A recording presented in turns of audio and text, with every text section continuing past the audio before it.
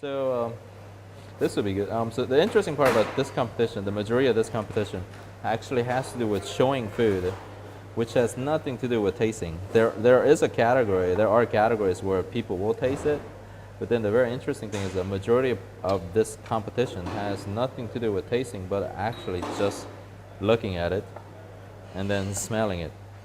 So then it's actually very strange what you do to make food, well, first of all, hopefully sound good when you read a menu, but then also, so then it has to make sense. But then it's also very interesting that what you have to do to make your food look right, or to make it look as good as possible. Techniques that we would actually cook to serve is similar to as far as the techniques that we use here. But then when we actually prepare these food to show, then there are things that we actually do differently, because otherwise it just wouldn't look as good.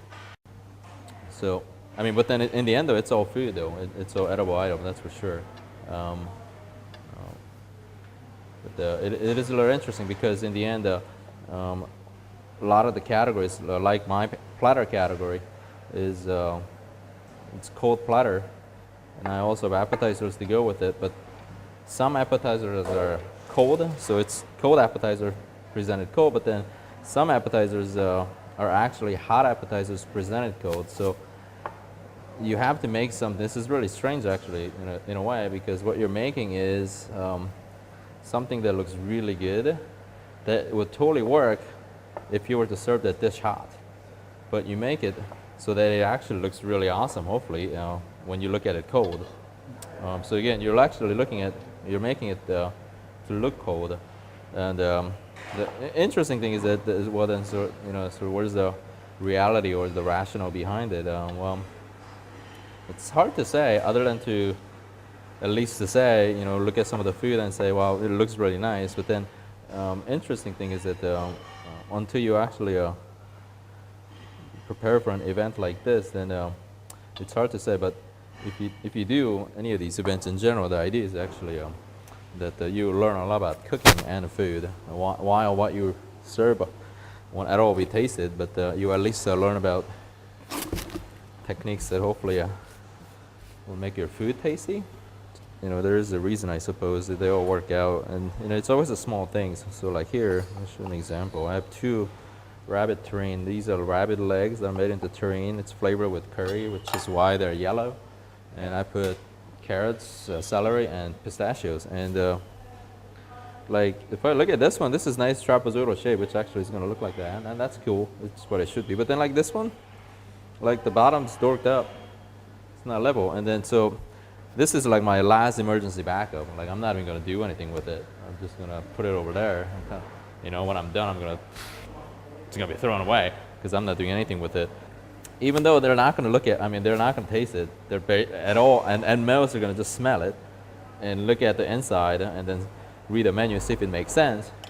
But then, for me, making it might not seem so relevant. But then if I mess up small things like that, then it doesn't look good. Then, as a cook, then at least that one, it didn't work out right. So there's a reason to be had. And I suppose I think it's interesting. Any artistic competition, I think there's always a debate as to how can you quantify or objectify something that's so subjective. Things are always debatable, even in that. But nonetheless, at least there's some place to start from. So I think it's gonna, again, for this stuff, I think there's a lot of good things to be learned. So I'm gonna make a mat again. This one I'm not gelling it. I'm just gonna wrap it. So all I'm gonna do is I'm gonna lay these mango slices, and then I'm just gonna turn them over. And because they're not long enough, I know I'll have to overlap it for sure. Hopefully I won't have to work too hard. We'll see. But these have to be as thin as possible, otherwise they won't bend around the corner, and then I'm gonna have a hard time having them wrapped tightly around the corners. So then I know in our kitchen right now on the other side that there are 2 chefs. They're private chefs from the Bahamas. They're from Nassau, actually. They got here, and I met them at the store earlier, and they're getting ready for their platters. They're presenting Saturday like I am, and then but then they're gonna stay, and then they're gonna compete in the other category. So for cold food, as an individual, there are two categories you can compete. One is cold platter with appetizers like mine, and then the other is you have to do a menu for two. You have to do entree. You have to do a tasting menu, and then you have to do some other stuff. So it's a lot more smaller stuff. It's called a B category, and anyways, they're gonna stick around and do that. I think so. They go Saturday on the cold food like me, but then after that they're gonna do category B on Tuesday, the last day. So they'll be busy for a few days. So then I always found it entertaining that the Olympics are always in Germany, and it never moves. Although it's every 4 years, but it never moves. It's always here.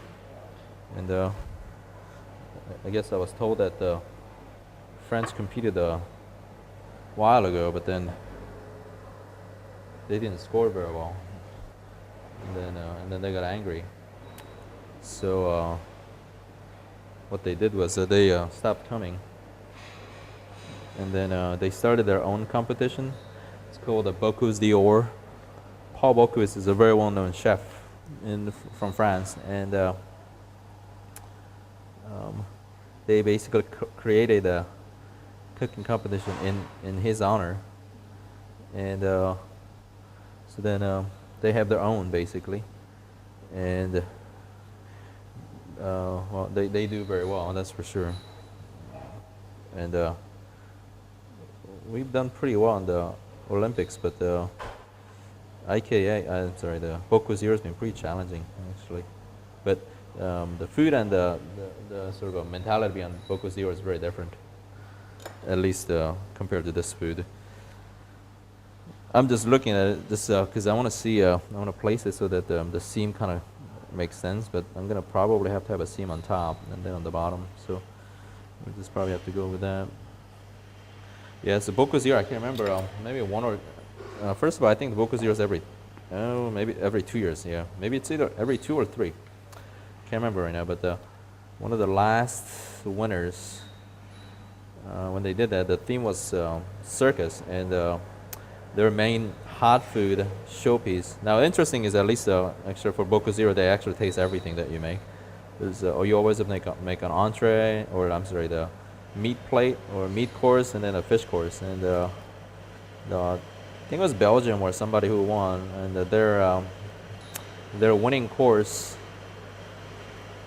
had the main centerpiece of loin of meat. And in platters, we call those gross piece because it's the biggest one. And anyways, the gross piece was on a pedestal, and it was motorized.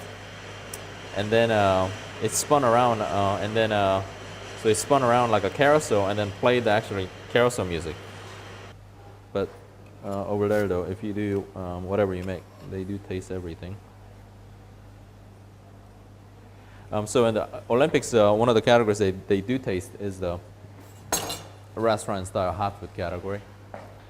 And only usually the national teams, the military teams, and then national, military, and then youth team has to do that as part of their competition. And so then they show up. They have a few hours to prepare in the kitchen, do their prep, and then they have to serve their serve their guests, and they usually have to serve about. And depending on the setup, you have to do either like a 2 or 3 course menu, and you have to be able to serve in the end. The pace is pretty fast because once you get going, you have to serve either 90 people in 90 minutes or like 100 people in 100 minutes. So that's my mango wrap right there. And this one, out of this and this, actually, I just need 1 slice. Actually, that's all I need.